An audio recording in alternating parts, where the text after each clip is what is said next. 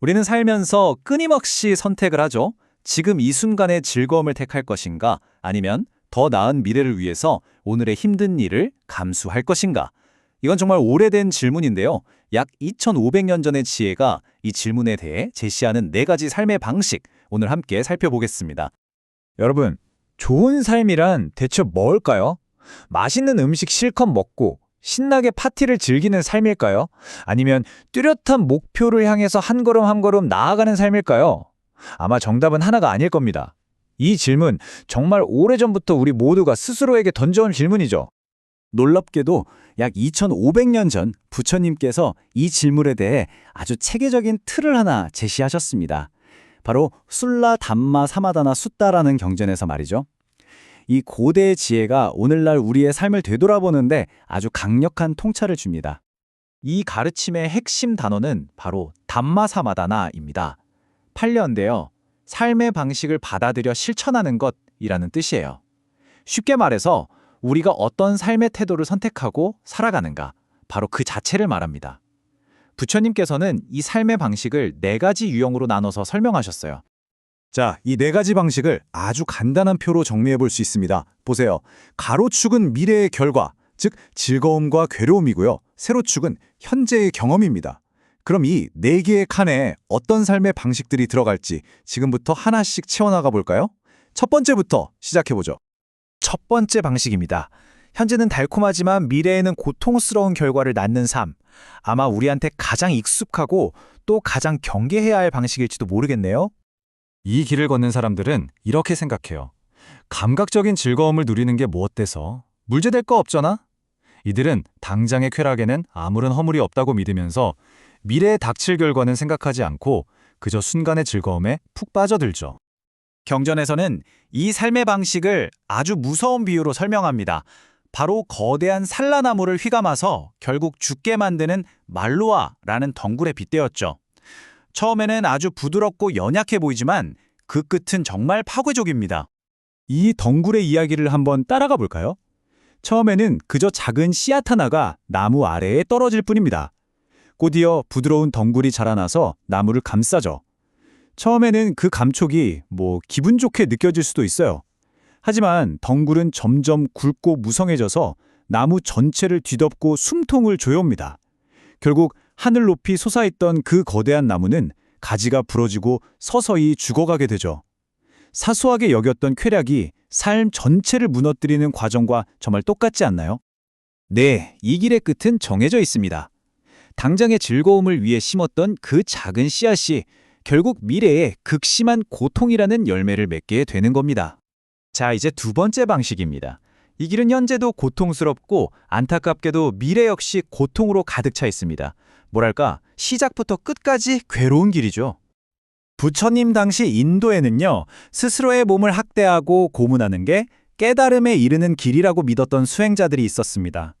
그들은 극단적인 고행을 통해서 지혜를 얻을 수 있다고 생각했던 거죠.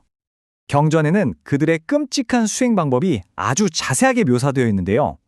옷을 아예 입지 않고 지내거나 날카로운 가시 위에서 잠을 자고 음식을 거의 먹지 않는 극단적인 단식을 하기도 했어요.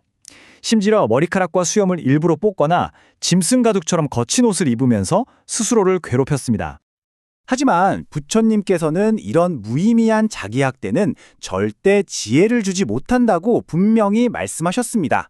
오히려 현재의 고통 위에 미래의 더 큰 고통을 쌓는 어리석고 헛된 노력일 뿐이라고 지적하셨죠. 자, 이제 분위기를 좀 바꿔서 긍정적인 2가지 길로 넘어가 보겠습니다. 그 첫 번째는 현재는 비록 고통스럽지만 미래에는 달콤한 결실을 맺는 삶입니다. 이 길을 걷는 사람은 처음부터 무슨 성인군자가 아니에요. 오히려 우리처럼 강한 탐욕과 분노, 어리석음을 가지고 태어난 사람이죠. 그래서 내면의 번뇌와 싸워야 하니까 그 시작이 무척이나 고통스럽습니다. 지금 보시는 이 문구가 그 어려움을 정말 잘 보여줍니다. 팔리어로 아스모코피 루다마노, 얼굴에 눈물을 흘리고 울면서도 라는 뜻인데요.